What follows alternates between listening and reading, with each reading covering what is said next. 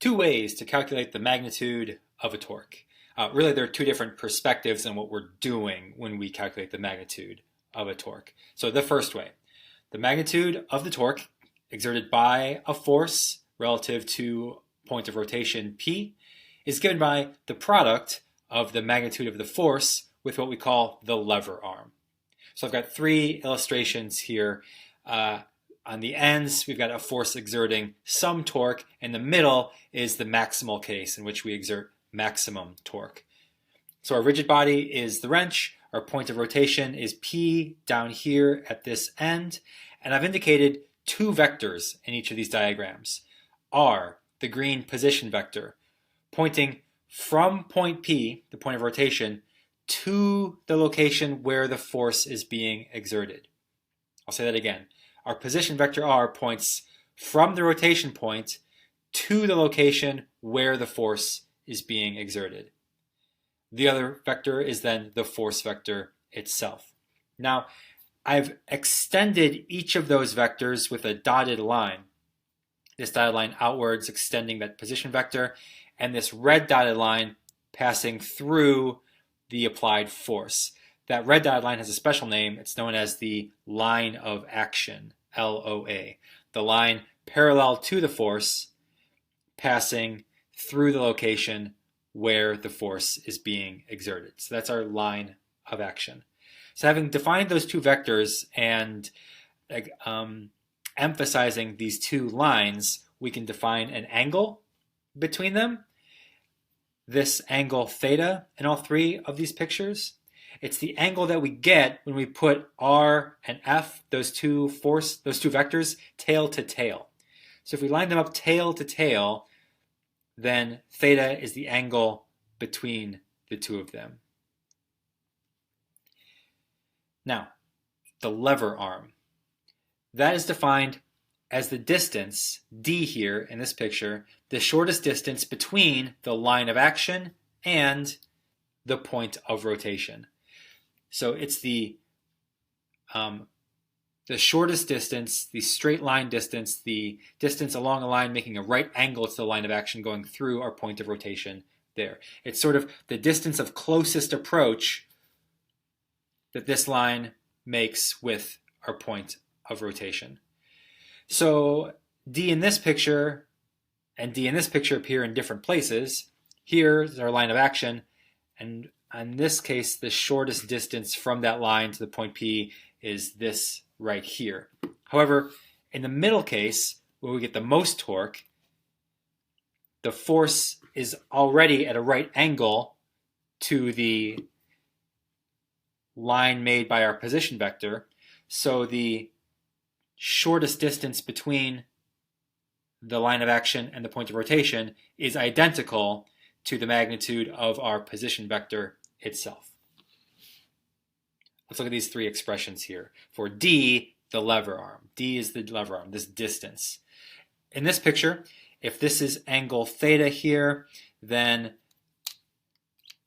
this angle in there is 180 minus theta. So we can see by this triangle that the lever arm, D, can be found by taking the magnitude of R times the sine of this angle, and sine of 180 minus theta is the same as sine of theta. So D equals the magnitude of R times sine theta. We can compute the lever arm. In this case, the angle, that angle there changes to 90 degrees, so sine of 90 is just 1, and we see from the picture that the lever arm is identical to the magnitude of R itself.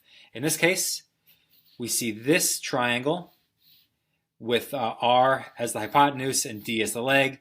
And if this angle there is theta, then this angle in here is theta. And we see that D can be represented as R times sine of theta, R sine theta. So really, in all three cases, our lever arm is R times sine theta. So our line of action, we've already defined. D, our lever arm, that's our distance from point P to the line of action, the shortest distance from point P to the line of action. And here's our first method of computing the magnitude of the torque exerted by the force about point P. We multiply the magnitude of the force with the lever arm. And the lever arm we showed from the geometry, could be represented as the magnitude of r times sine theta. So Fr sine theta, this we're defining here. This is a definition. This is our definition for the magnitude of the torque exerted by that force about point P. By examining our terms here, we can see the SI units for torque. We've got a force, newtons, times a distance in meters, and we always represent that as meters times newtons, or meter newtons. We measure torque in meter newtons. In the English system, we would call this foot pounds, feet times pounds. So foot pounds of torque, or in SI, meter newtons of torque. Here's one case where the order of the two variables here, or the order of these two quantities does matter. We would say meter newtons and never Newton meters. We do that just to semantically distinguish torque from work. Newton meters you'll recognize as the unit we use to measure work, a transfer of energy. And although a torque is a force times a distance, and work is also dimensionally a force times a distance, they are not the same thing. A torque is not work. Torque is not energy. So to keep them straight, to avoid confusing a torque with an energy, we never say Newton meters of torque. We always say meter newtons of torque. All right. All of that was one perspective on how to calculate the magnitude of the torque. We take the magnitude of the force times the lever arm, and we do some geometry to figure out what the lever arm is. Now here is the second way. The second method, or really the second perspective, is this. We calculate the magnitude of the torque exerted by the force about point P by taking the magnitude of that position vector times the magnitude of the component of the force that is perpendicular to that position vector. I illustrate that in these three pictures here. So again, we've got forces exerting some torque on the right and the left, and a force exerting the maximum torque here in the middle. So here's our position vector, once again, pointing from the point of rotation to the point where the force acts. Then our force vector in red. I've got the force vector pointing in three different directions here. And in each case, what we're going to do is find the component of the force vector that makes a right angle to the line along that green position vector. So F perpendicular here, that's the component of the force that's perpendicular to R. I've highlighted that same angle once again as the critical angle for our mathematical representations. And in this picture, we see that this leg of our force triangle can be found by taking F times sine of this angle, which would be the same as the sine of this angle, which is 180 minus theta. So sine 180 minus theta, which is equivalent to sine of theta. So F sine of that theta gives us F perpendicular here. Now, in this case, where we've maximized the torque, we've got our force already at a right angle to R. So the perpendicular component of F is all of F. No part of this F is parallel to R. So in this case, we have F sine of 90 there, which is just 1. So the perpendicular component of F is identical to the magnitude of F. In the third case, here is our triangle with a leg, one leg perpendicular to R, one leg parallel to R. We're interested in the perpendicular component.